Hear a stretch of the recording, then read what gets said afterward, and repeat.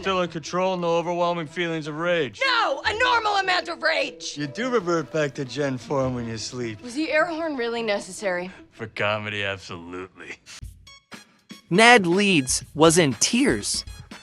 That detail is easy to overlook in the aftermath of everything that happened in the final act of Brand New Day. The psionic freeze, the Punisher's shot, the Aunt May memory, Jean Grey boarding a bus to Westchester. But Ned Leeds was standing on a sidewalk, watching paramedics wheel Bruce Banner away on a stretcher. And he was crying, because Bruce Banner, who had just fought a wall crawler across the exterior of a skyscraper, who had just destroyed the interior of a building with his bare hands, looked up at the people around him from that stretcher and asked one question: was anyone hurt? Was it just me?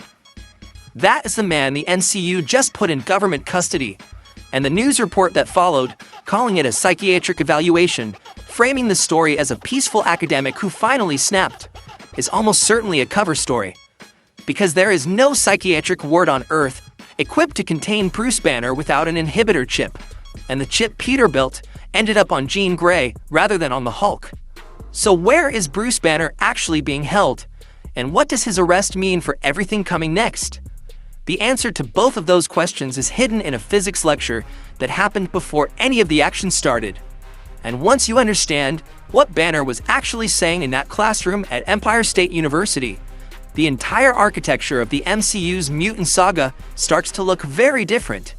When Peter finds Banner, he is in the middle of lecturing on lattice quantum chromodynamics.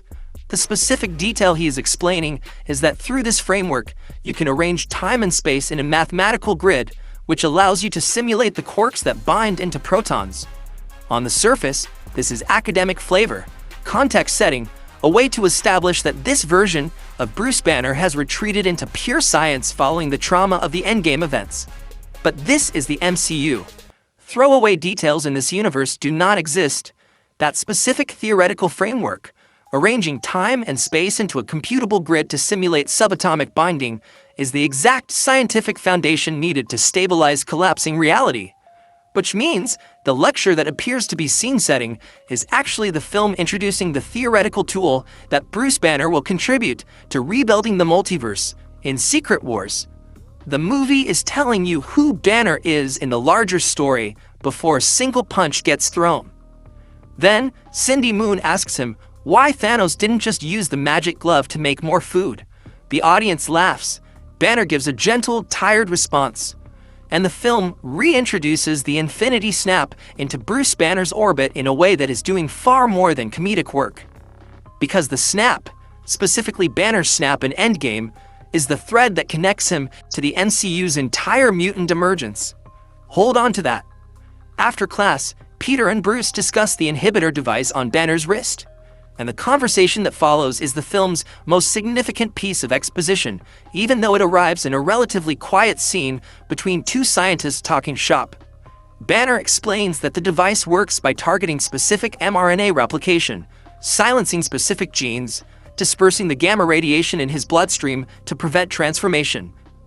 Then he issues a warning that Peter clearly does not fully process in the moment, but that the audience absolutely should. A universal automated gene-inhibiting device is extremely dangerous. He is not speaking hypothetically. He is speaking from the specific knowledge of someone who understands exactly how badly this technology could be weaponized. First, Banner is the MCU's Albert Einstein in this scene, the scientist who invented the thing warning a younger colleague about the implications of what he has built. The inhibitor collar technology that will be used against mutants throughout Phase 7 is being born in this conversation. Metzger steals Peter's prototype at the end of the film, and the road from that stolen tech to a collar around a mutant's neck is direct and short. When Jean Grey mentally inhabits Banner to force him into breaking into the damage control facility, she hits resistance she was not prepared for. Normal minds do not push back the way Banner's does, because Banner's subconscious is not just Banner. There is a secondary entity living in there, suppressed, contained, but present. Savage Hulk. When Banner manages to force Jean out of his mind, Hulk takes the wheel. And what follows is the sequence reviewers have been calling the best Hulk action in 18 years of MCU history. Because this Hulk is not a problem to be managed, or a comedic presence, or an asset to be deployed. He is the full, unmediated, terrifying thing that Banner has spent years learning to suppress. The moment that changes the fight entirely is the moment Peter appeals to Bruce's memory and Hulk stops. He recognizes Peter. He knows exactly who Spider-Man is. And the reason that recognition survived Doctor Strange's memory-wiping spell from No Way Home is the specific nature of Hulk's consciousness. Strange's spell targeted human minds. It worked on Banner.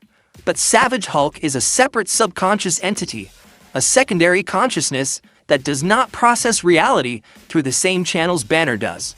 The spell found Banner and wiped him clean. It never reached Hulk.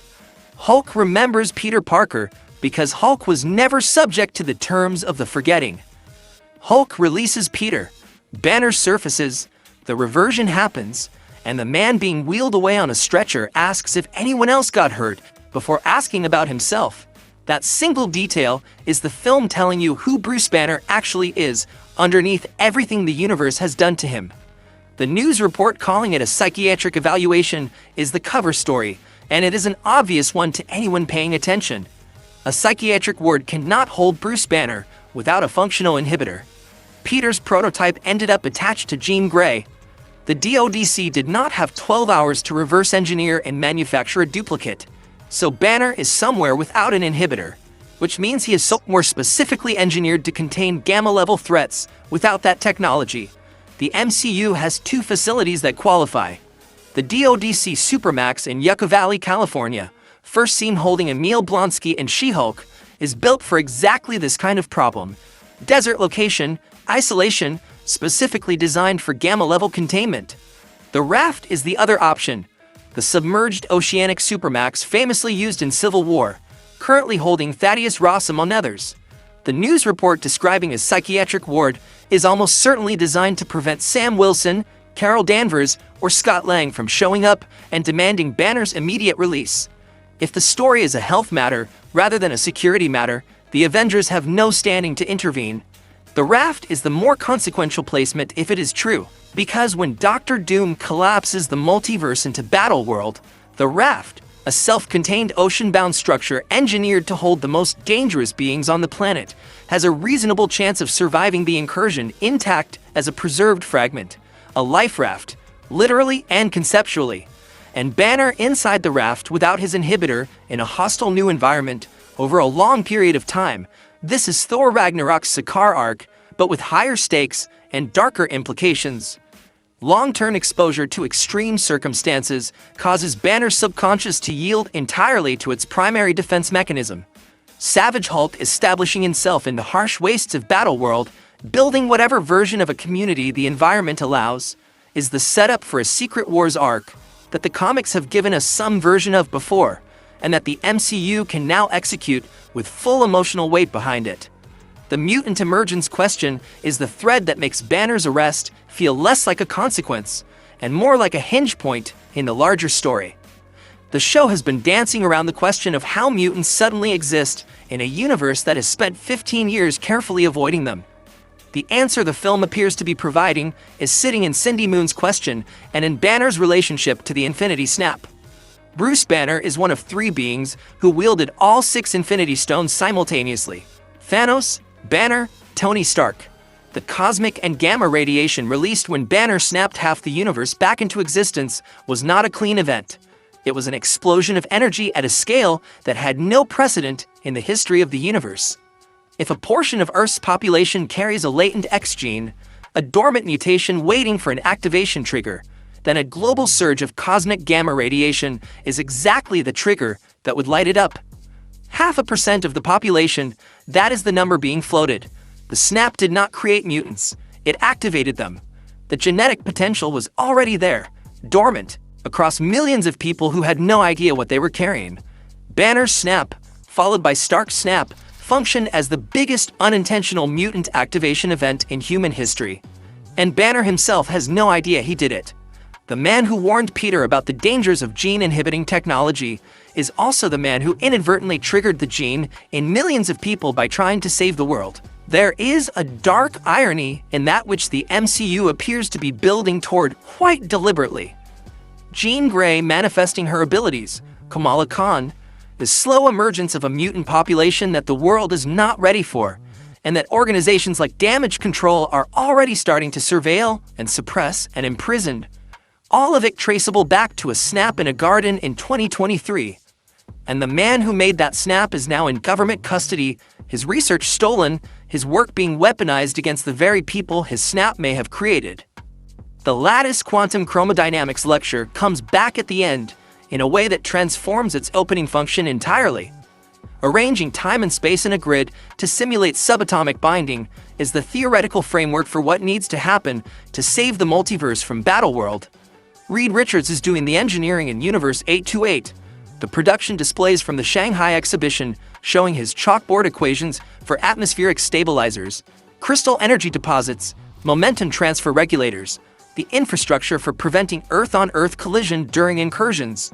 Franklin Richards provides the reality-shaping mutant ability, and Bruce Banner, if the Secret Wars arc goes where the setup seems to be pointing, provides the quantum grid theory that gives the engineering something to work with. Three scientific traditions converging on the same problem: Richards' engineering, Franklin's mutation, Banner's theoretical physics, traducing the blueprint for rebuilding Earth 1616 from the remnants of what Doom leaves behind. The arrest that looks like an ending is actually the beginning of the most significant arc Bruce Banner has had since Endgame. He is the father of mutants who does not know he fathered them.